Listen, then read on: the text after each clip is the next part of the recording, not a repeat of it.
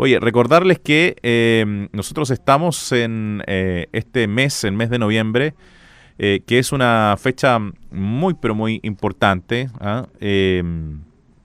Nosotros estamos, ¿no es cierto?, como siempre, junto a ustedes entregándonos datos. Lo mismo ocurrió durante el mes de octubre, etcétera, etcétera, con el mes, ¿no es cierto?, de la prevención del cáncer de mama. Y ya estoy a través de la línea telefónica para conversar con José Antonio Vergara, el doctor, ¿no es cierto?, José Antonio Vergara, encargado de la epidemiología de la Seremi de Salud de la región de los Lagos.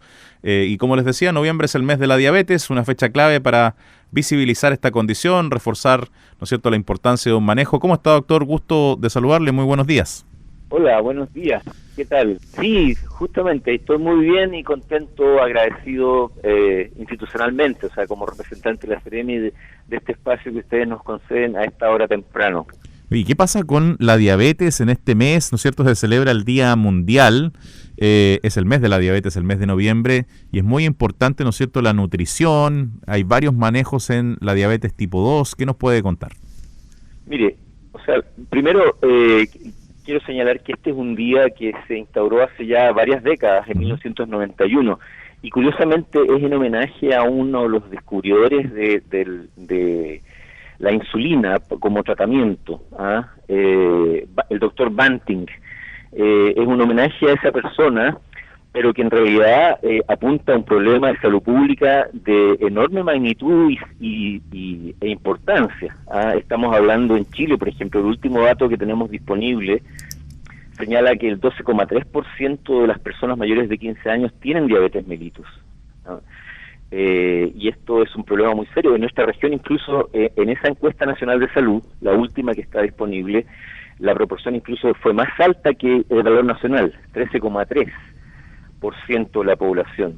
Esto implica que en nuestro país la diabetes afecta a alrededor de 1.800.000 personas. En nuestra región ya estamos acercándonos a las 100.000 personas afectadas por un problema de salud como este, que es una enfermedad metabólica crónica.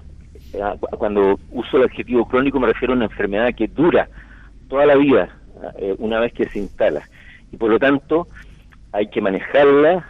La persona tiene que estar en control para evitar las complicaciones que pueden ser muy severas. Es una enfermedad bastante silenciosa, la verdad es que las personas, ¿no es cierto?, en su etapa temprana no tienen síntomas, ¿no es cierto?, muy reconocibles. Hoy día son cada vez, ¿no es cierto?, más populares. Hay varios datos, ¿no es cierto?, pero de todas maneras es bien silenciosa en su etapa inicial. Absolutamente, usted tiene toda la razón. De hecho, fíjese que se usa el concepto de epidemia silenciosa para referirse a este problema que es a escala global. En todo el mundo existe este problema que se va creciendo en importancia en la medida en que otros problemas de salud se han ido controlando. Este problema ha ido aumentando su relevancia, su importancia relativa con respecto a otros, y tal cual, pues es silenciosa, como usted dice, porque la mayor parte de los casos de diabetes corresponden a una de sus variedades que se llama tipo 2, la diabetes tipo 2. Prácticamente ¿Es la más común la diabetes tipo 2? Sí, ¿Y absolutamente. cuántos tipos de diabetes existen? Mire, existe la más conocida, ¿Ya?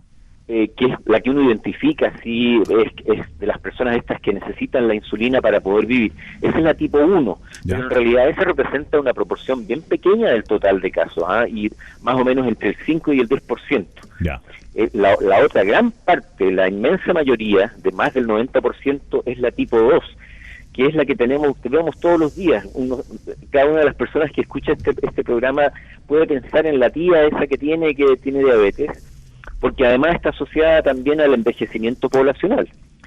Pero quiero en esto ser muy claro, no es que sea una enfermedad solamente de personas de cierta edad más alta, porque claro, es un hecho que, por ejemplo, en los mayores de 65 años, esa prevalencia, o sea, esa proporción de personas que la sufren, pasa de ser un 12,3 al que ya aludí en toda la población.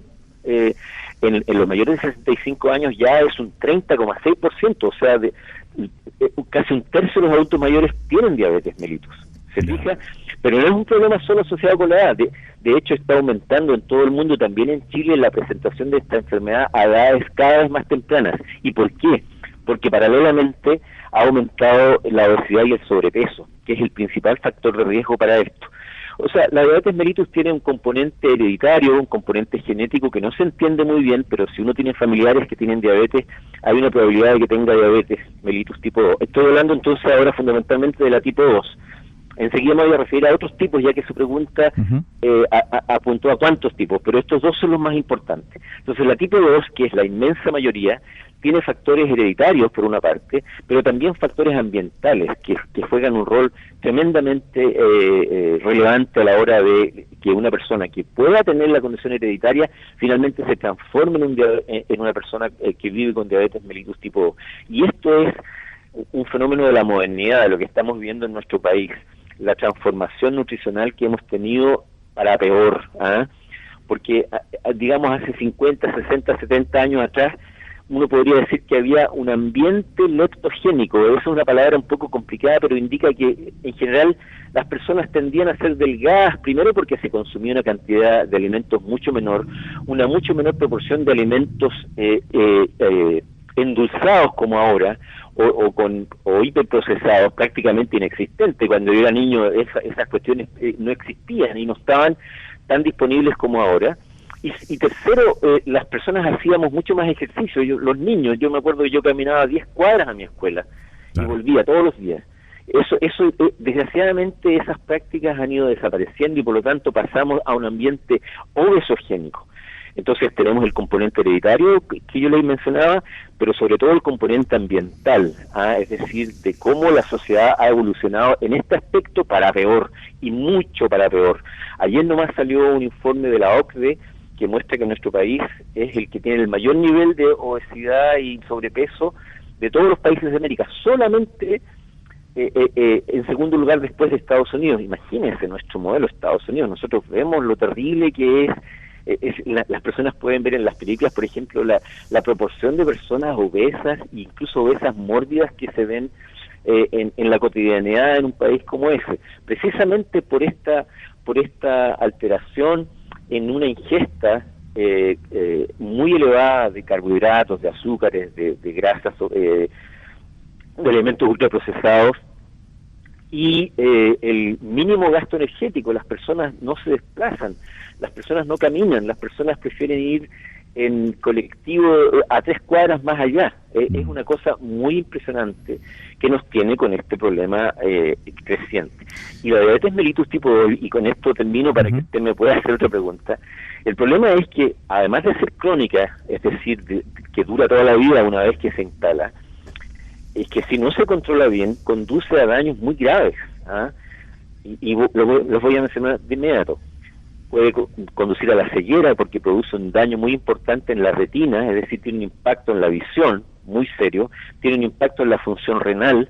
Entonces la mayor parte de las personas que tienen enfermedad renal crónica terminal, es decir, aquellas personas que tienen que dializarse, una proporción importante de ellos en realidad son diabéticos que han ido sufriendo este daño en la función renal que finalmente obliga a sus médicos tratantes a pasarlos a la diálisis.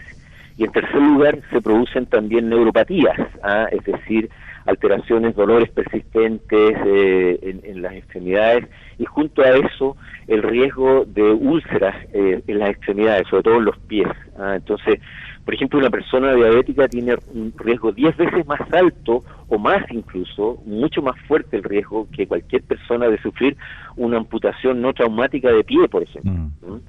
Entonces estamos en presencia de un problema muy serio al que hay que tomarle el peso. Estamos conversando con el doctor José Antonio Vergara respecto a la diabetes.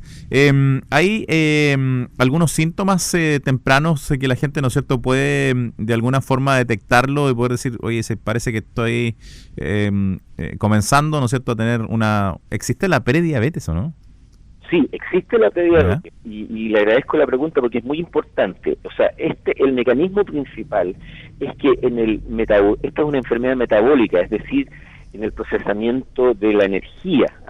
Todos los seres humanos, todos los seres vivos necesitamos energía y la consumimos a través de los alimentos. El problema de la diabetes es que el mecanismo normal para regular este gran combustible que tenemos, que se llama la glucosa, y que lo ingerimos a través de los alimentos, dependemos de una hormona llamada insulina, que la produce el páncreas. Entonces, el problema es que las personas que son obesas, las personas que no hacen ningún ejercicio, sedentarias extremas, o las personas que tienen, por ejemplo, grasa abdominal muy importante, desarrollan un mecanismo que se llama resistencia a la insulina. Entonces, la insulina, aunque pueda existir, no entra adecuadamente a las células, y las personas, por ejemplo, pueden sentir hambre a pesar de que han comido recién. La insulina entonces fracasa, el mecanismo fracasa en lograr que la glucosa entre a las células para lo que se necesita, persiste en la sangre y va causando más daños. Y esta resistencia a la insulina es la prediabetes por la que usted me preguntaba. Perfecto. Y es silenciosa. Si ese es el problema, es silenciosa. Entonces usted me pregunta, ¿cuáles son los primeros síntomas? Los primeros síntomas es transformarse en una persona con sobrepeso o con obesidad. ¿Y por qué existe, a propósito de que lo que menciona, ¿no es cierto?, con respecto a la obesidad, al sobrepeso, y lo que mal nos alimentamos, pero también existe gente que es delgada y tiene diabetes? Sí, efectivamente, y eso también es importante. Y aquí, por una parte está, recordemos, la diabetes tipo 1, que es esa que antiguamente llamábamos diabetes juvenil, porque a veces se manifiesta en niños a edades muy tempranas, y es porque desgraciadamente es una diabetes de tipo autoinmune, el mecanismo es distinto. Es decir, aquí el propio sistema inmune, por razones que todavía no entendemos muy bien, pero a veces están asociadas a ciertas infecciones virales, por ejemplo, el propio sistema inmune de la persona destruye esa parte del páncreas, las células pancreáticas que producen insulina. Ya. Entonces esto es una catástrofe, digamos, porque esa persona, de ese niño, desde ahí en adelante, o sea, una catástrofe en el sentido de la estructura corporal. Así es. Porque felizmente, gracias a Dios, existen ahora formas, digamos, de tratar a esos niños, y un niño con diabetes tipo 1 puede crecer perfectamente, ser un adulto súper sano, o sea, sano en el sentido de ser funcional, poder estudiar, poder trabajar, poder formar familia, todo a lo que se aspira una persona, sin problema. Pero el mecanismo es otro entonces, es autoinmune. En el caso de la diabetes mellitus tipo 2, que como dijimos es la inmensa mayoría, el problema es esta resistencia a la insulina, este déficit relativo de insulina, porque hay insulina y hay glucosa. El problema es que con se agota el sistema, después el páncreas también falla, no produce la suficiente, etcétera. Entonces, al principio es muy silenciosa, y después... Sí, vamos con los síntomas, eso es importante. Sí, de hiperglicemia. En una etapa ya más avanzada pueden aparecer síntomas que son los clásicos, por ejemplo, esta tendencia a consumir alimentos en forma exagerada, no ya lo que se transformó como casi en la normalidad, de que la gente come harto más de lo que necesita, sino que incluso personas que se alimentan y siguen teniendo hambre. Esta polifagia que llamamos, es porque precisamente esas células no están siendo, las del músculo, las del hígado, no están recibiendo, en general, todas las células del organismo que necesitan la glucosa como combustible, no lo están recibiendo. Usted nos menciona que no hay saciedad. Exacto, no se produce esta sensación de saciedad. Por otra parte, las personas pueden tener lo que llamamos poliuria, porque como hay un exceso de glucosa en la sangre, esta es filtrada hacia el riñón, y esa arrastra agua. Entonces hay poliuria, o sea, las personas andan haciendo pipí a cada rato. Ya. También puede haber visión borrosa, y síntomas de ese tipo, digamos.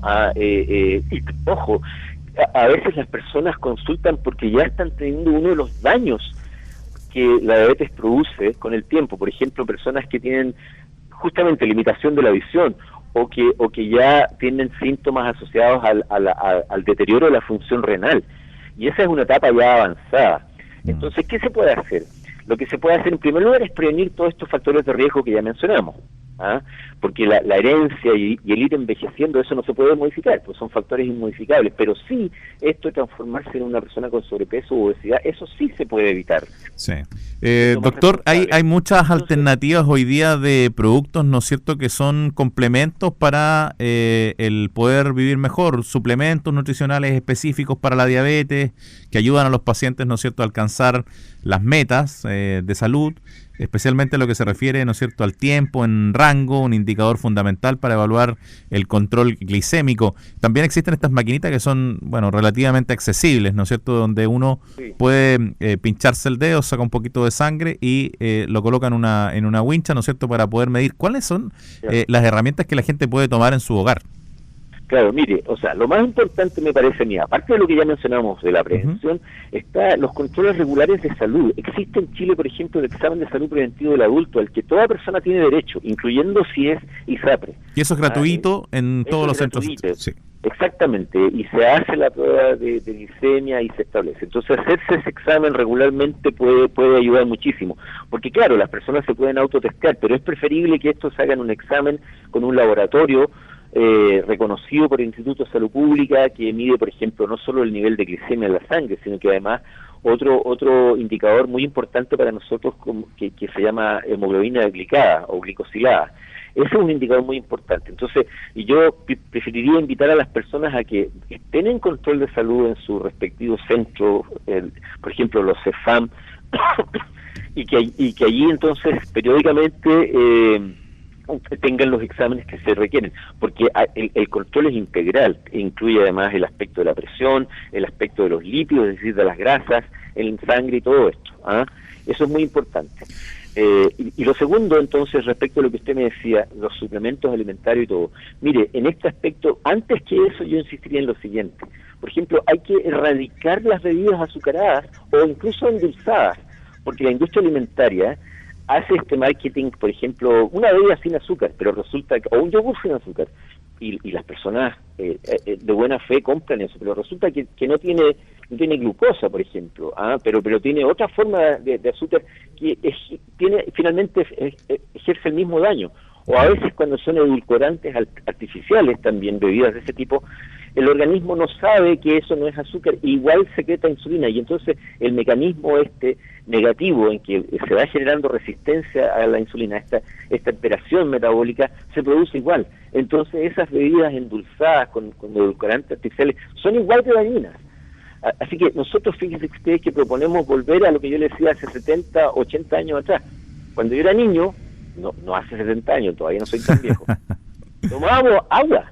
O sea, teníamos sed y abríamos la llave, porque en nuestro país tenemos el agua que sale de la llave es potable. No somos uno de los pocos países de América Latina en que tenemos ese privilegio.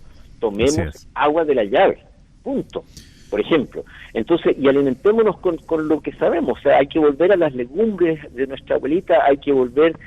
yo veo todos los días motociclistas repartiendo comida a la gente. La gente ya no sabe cocinar, me pregunto yo.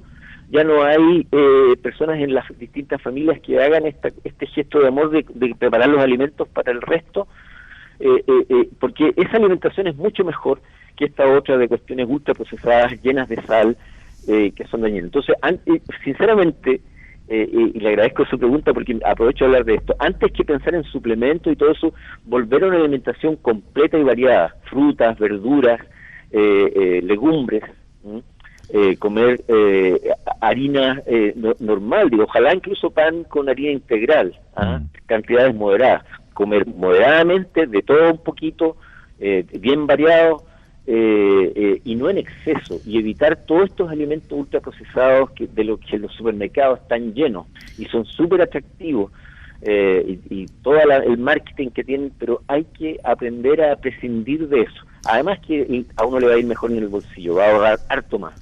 Ok, el doctor José Antonio Vergara, ¿no es cierto?, conversando con nosotros desde la Seremi de Salud de la región de Los Lagos. Un abrazo, doctor, que tenga un excelente fin de semana. Gracias por conversar con nosotros en el mes de la diabetes.